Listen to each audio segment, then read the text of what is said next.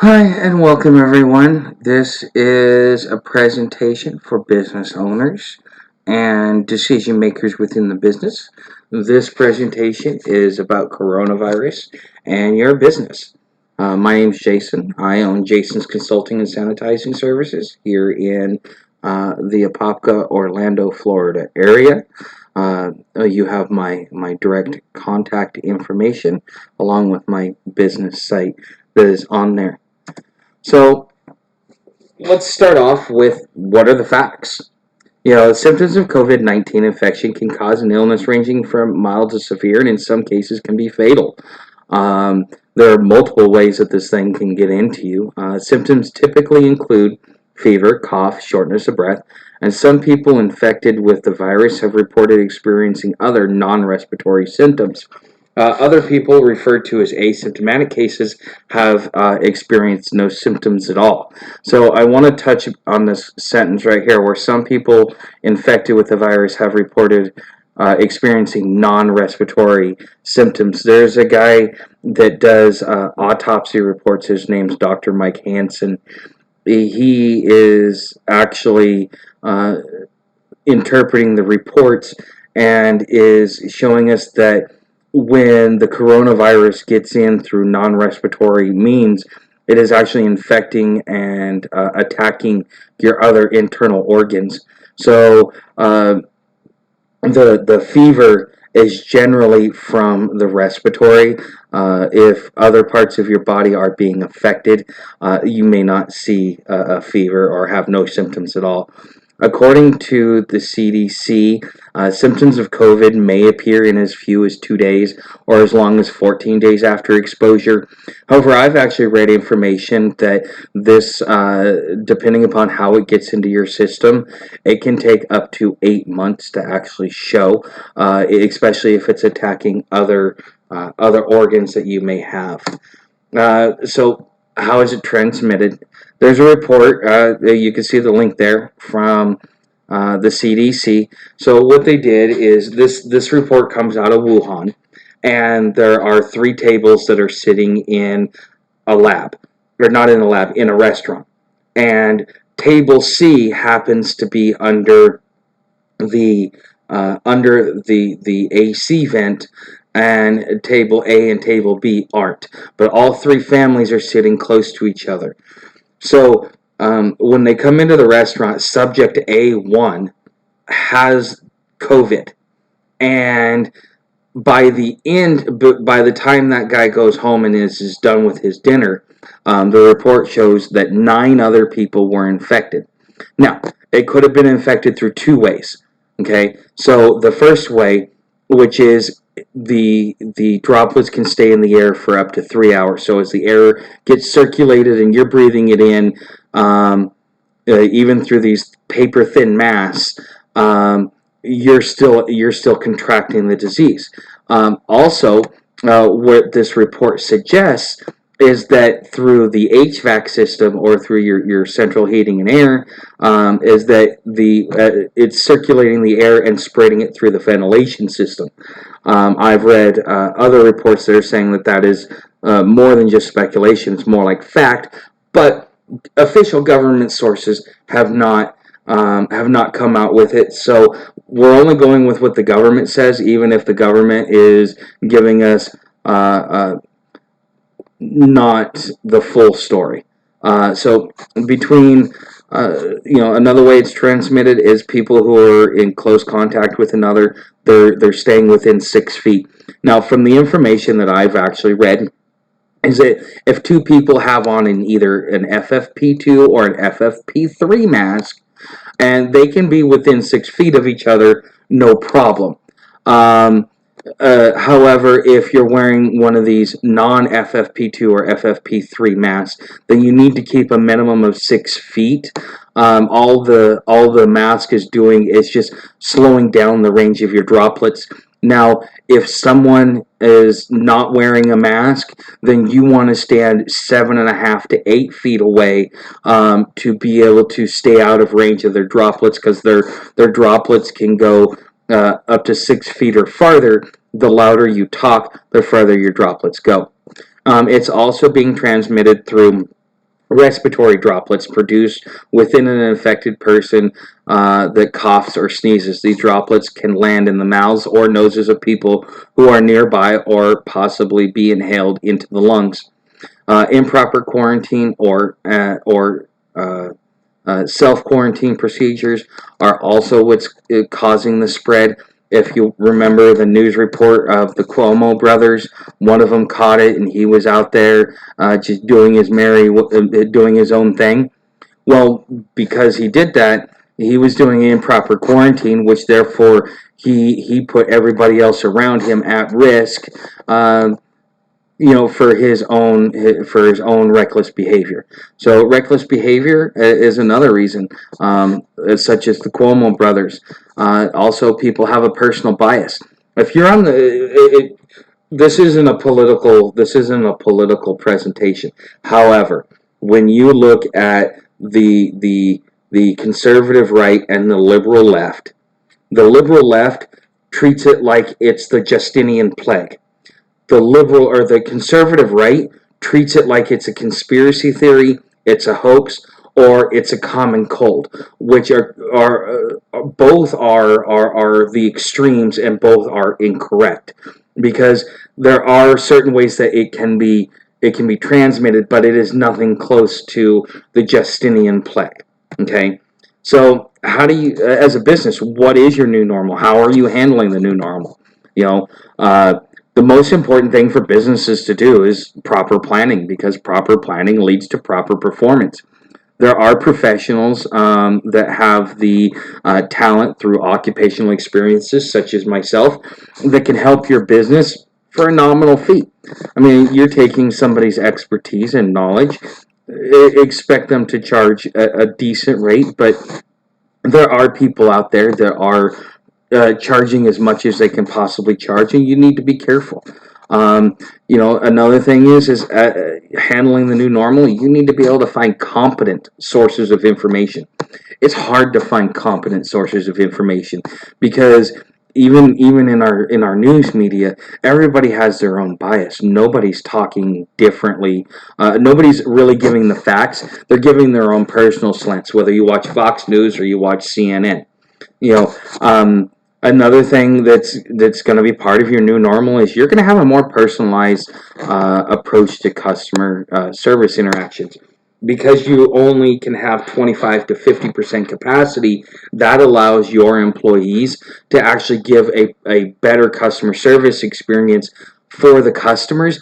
And this is one of the more positive things that are actually coming out of this, because customer service is what makes business go. So the better customer service you have, the more personalized approach you're able to create, you're able to keep yourself at that max 25 and 50% capacity without having to worry about poor experiences driving people away. Another thing is you're going to, the OSHA, and I've been reading a lot of articles lately. So this contact tracing, and local officials implementing new shutdowns. So my business, I've been in Texas for the last 5 years. And part of the reason why I left is that Governor Abbott, he put the lockdown on, and then and actually our county judge put a lockdown on Dallas County before Abbott was even able to put in his own restrictions. And so Dallas already started shutting itself down before the rest of the state of Texas. And as soon as Abbott decided he wanted to raise or get rid of the stay-at-home orders, local county officials such as Judge Clay Jenkins, and other officials decided they wanted to figure out a way to circumvent Governor Abbott's proclamation. You're going to have to deal with this. There's going to be pockets of this all over the place. Um, there are going to be pockets of this all over the place, and you're just going to have to deal with it. Plus, the way that OSHA is talking based upon their documentation, they may, through their contact tracing, through complaints or through the hospital, They may be doing investigations, which may cause your business to be shut down. So there's going to be a huge change in commerce, your patterns and how that works. Consumer demand for items related to infection prevention, i.e., like respirators, face masks, disinfecting, cleaning surfaces, those are likely to increase significantly. While consumer interest in other goods, such as your standard trinkets and stuff that you go to the dollar store for, they're going to decline, or they may decline. Consumers may also change shopping patterns because of the COVID-19 outbreak. My stepmom is one of those. She normally goes to any store, but now that this COVID outbreak has happened, her shopping habits have changed. When she looks at a business, she is looking at their sanitation standards, and a lot of it, even though a lot of businesses may do it before you open up, the customers do need to see this publicly, because it gives them the peace of mind that when they see something being done, that they know it's being done. If it's out of sight, out of mind, it's left up, and then there's really no there's no way for the customer to have that peace of mind and verify. Consumers may also try to shop at off-peak hours to reduce contacts with other people. So that means you may have to have longer hours, and your overhead might go up because you still have to pay electricity costs for longer hours. Also, there's going to be an increased interest in home delivery services such as Uber and Lyft, or other options such as drive-through service. I know when I went to Best Buy to get a Fire Stick, we pulled into the parking lot. We gave them our order number. We sat there. We waited.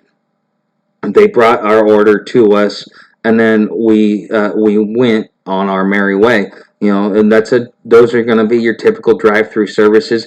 This is going to reduce the person-to-person contact as well.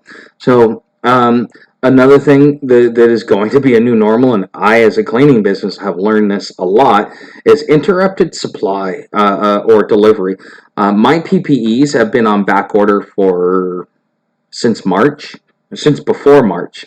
I was looking for PPEs because of the other types of work that I do, was going to require it, and so I was actually looking into getting a suit, and they were already back ordered 2 weeks before the national shutdown started.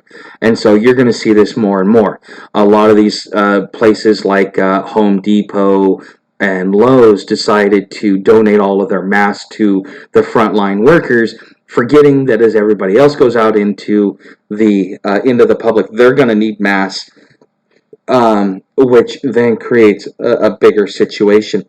Yet again, going back to the point I made about contact tracing and local officials implementing new shutdowns or new measures, you know, your officials' competency, your local officials, their competency is going to be the most important thing for the success of your business in this new normal.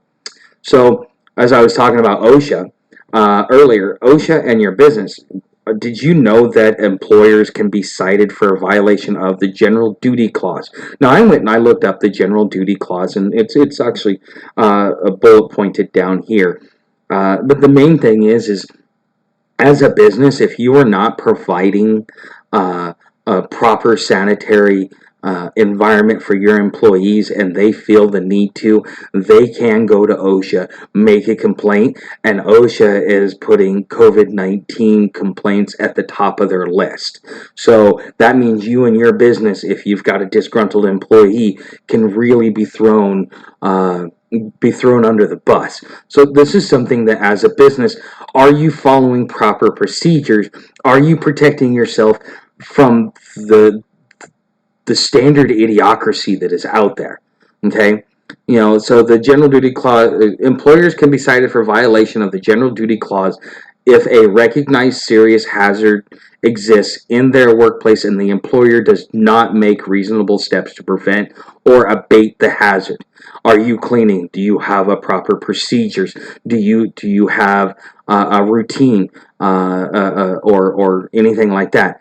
The general duty clause is used only when there's no standard that applies, and with COVID-19, there are no real standards.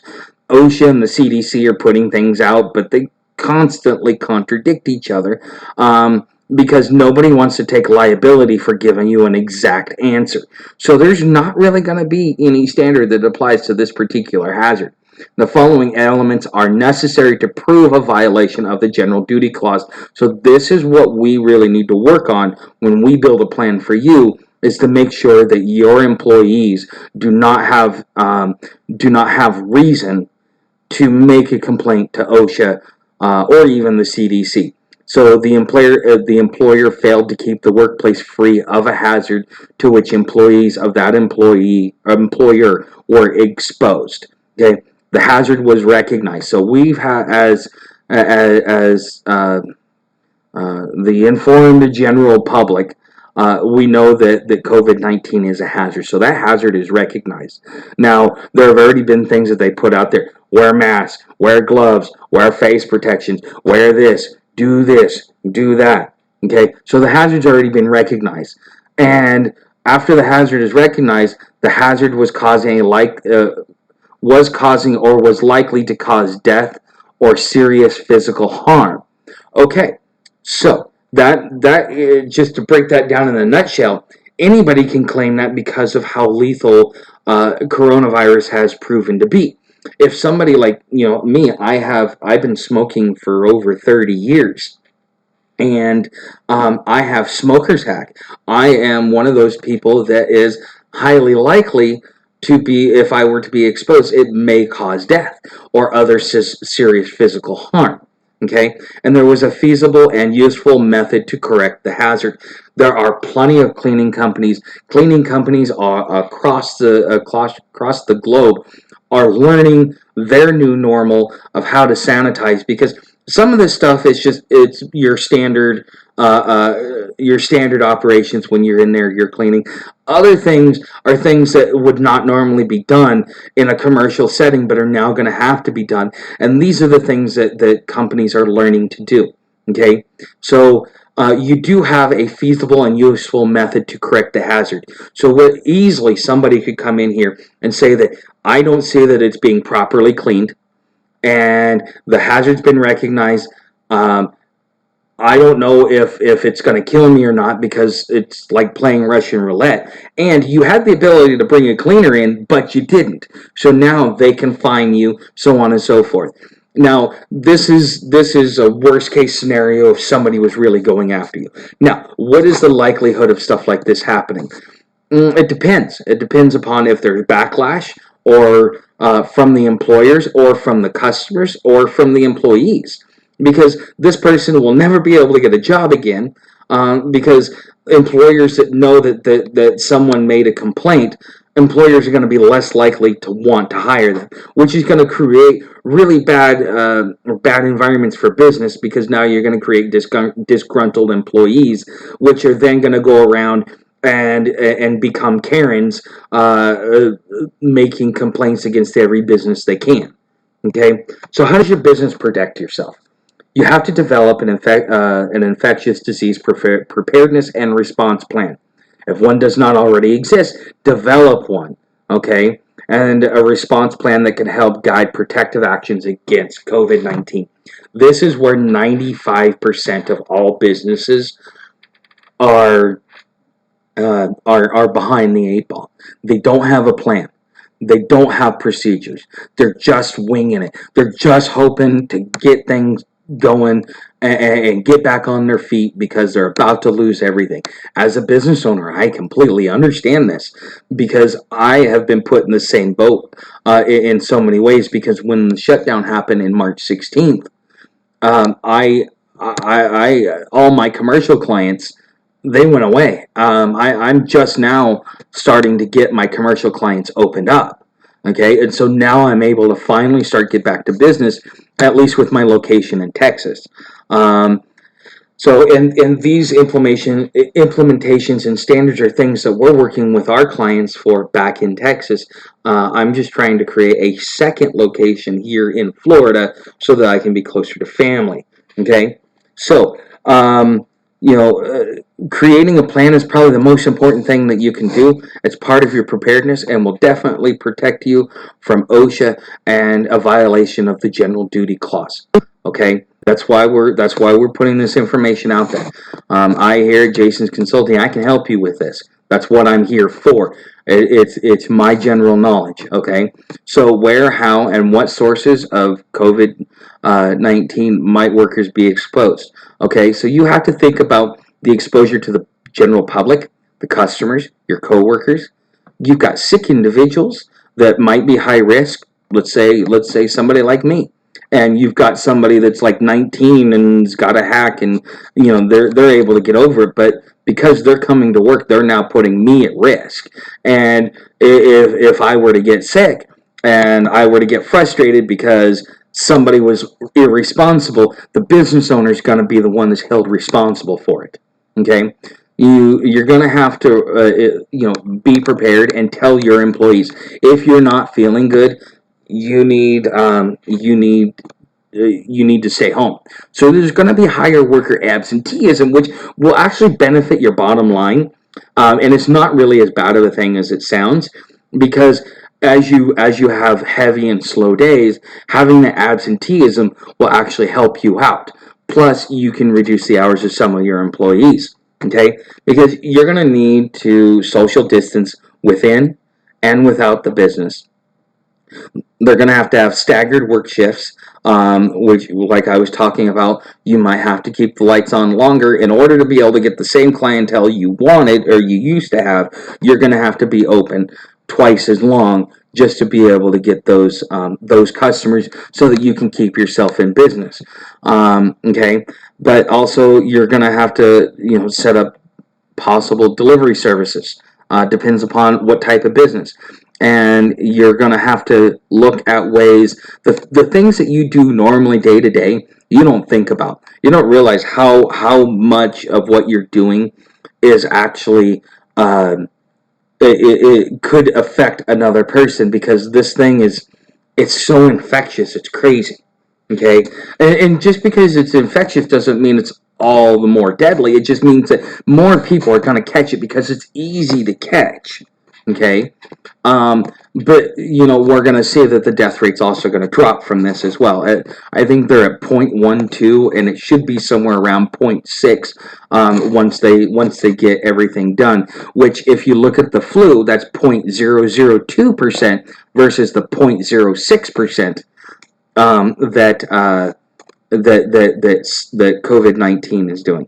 So you are also going to have interruption in your supply chain. So you can't do this just-in-time ordering like we used to.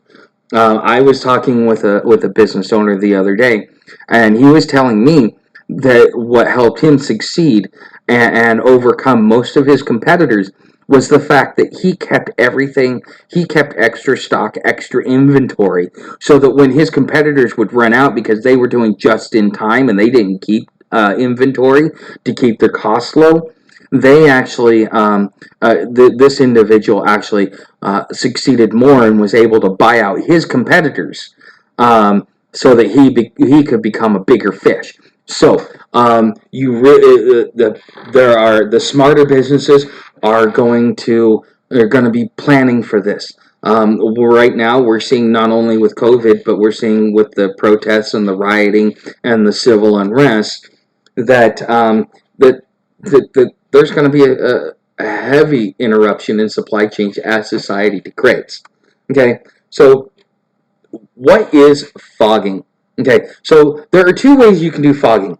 All right, and now I want to make sure that we talk about this in particular, just for me as a cleaning company, my liability. Okay, so with my liability, okay, before I come in and I clean, I need to at least wipe, or before I come in and I fog, I need to at least wipe down your surfaces and do some people would call it a deep clean. I call it just a standard surface clean. Um, but you're going to need to have something like that done before you put the before you use an ionizer or you use a fogger. Okay. Now you can have your employees do the disinfecting. It'll save you at least $200 to $300 by having your employees doing it, and then having somebody come in and doing the fogging for you. So this is my industrial fogger that I use, and this is the first time I ever used it. I had to learn a lot, and it's pretty self-explanatory, pretty simple. But as you see here, there we go. So as you can see, watch the spray. So it sprays up. This actually sprays 32 feet. Now the CDC says that you should disinfect all surfaces, and there are companies out there that are telling you you need to have a deep clean, otherwise da da da da da, and it can't be considered a deep clean unless we do it. That's not necessarily true.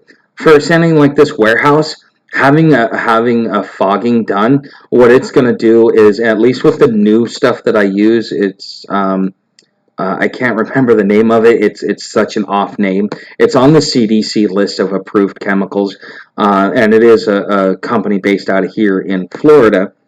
Um, but uh, the chemical can stay there and can work for up to 14 days.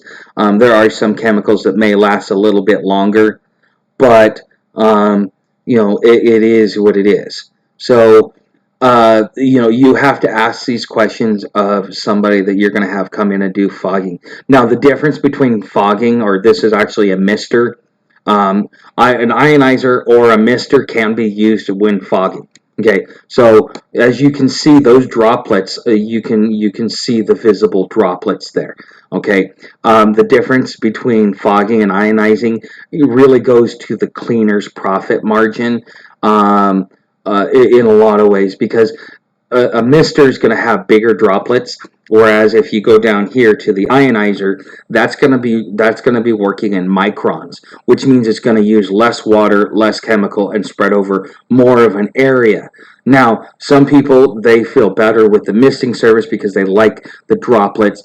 And when you do the misting service, it requires you to actually pay attention to what you're doing versus the ionizing, which is, if you see right here. Oh, okay. So right here is where the battery is. And so what it does is this tank right here is filled up with chemical, and this battery electrically charges the chemical and then shoots it out here. And what happens when it shoots out here is, through the electrostatic charge, it acts like a magnet to everything, which is why I call this a lazy man's tool. But you know what? People like fancy things. An ionizer, you can be charged anywhere from 25 cents a square foot all the way up to $1 to $2 a square foot. Whereas with a fogging, you can with the fogging you can uh, sorry, I lost my train of thought. Yeah, so with the misting service, sorry, with the misting service, you can get it done for people. A reasonably charged person is going to charge you 25 to 15 cents, maybe down to 10 cents a square foot. Okay, and this is just kind of how they work. So there's really not much of a difference other than the profit margin for the business owner. Either way works. It's just more or less about preference. There's not much of a difference, unless it's, do you trust the people that are doing work for you? Well, then you can have them do a misting.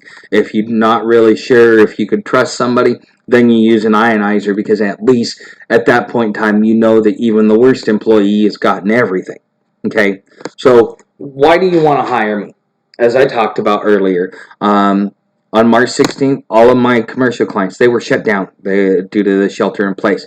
Since that time, I have done nothing but research the coronavirus, best practices, best ways to do this, how to do that. Okay, there are many different things that can that go into learning about this coronavirus. Okay, I have owned a janitorial business for the last 5 years. As you got to see a video, that was from one of my clients that I did work for. Okay, they own a big, I think that's 100,000 square foot warehouse. Okay, as you see, I've also showed you pictures of the equipment that I own. So I have the ionizer, and I also have the mister. Plus, I've been a janitor for the last 5 years, owning my own business. So I can be your one-stop shop. And for businesses that want to be able to bring their cleaning in house, because here's how I see the janitorial industry moving forward.